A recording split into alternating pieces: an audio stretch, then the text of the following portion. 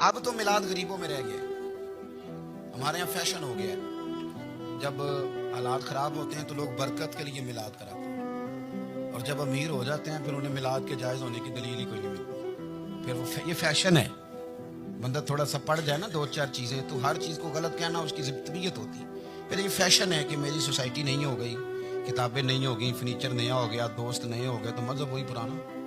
ओए होए, कोई तरक्की करनी चाहिए। लोग तरक्की करते हैं बेचारे, और जिनकी पीछे 10 नस्लें और 50 नस्लें मिलाद मनाती आ रही, तो इतनी दलील कोई नहीं मिली। सुभान अल्लाह। जिनकी दादी वुजू करके खीर पकाती थी 11वीं की, जब अमीर हो जाते हैं तो उन्हें 11वीं पकाने की दलील ही नहीं मिलती। अब आप अमीर हो गए मेरे भाई, आपका फैशन है, ये तबीयत का हिस्सा है। आप चाहते हैं कि मैं वो काम करूं जो दरवेश लोग, सादे लोग नहीं करते। तुम अपने मामलात को बचाने के लिए नारे लगाओ तो तुम्हारे पास सारी दलीलें हैं, लेकिन ये तुम्हारा नसीबा है कि तुम झूठों के नारे लगाते हो। लेकिन ये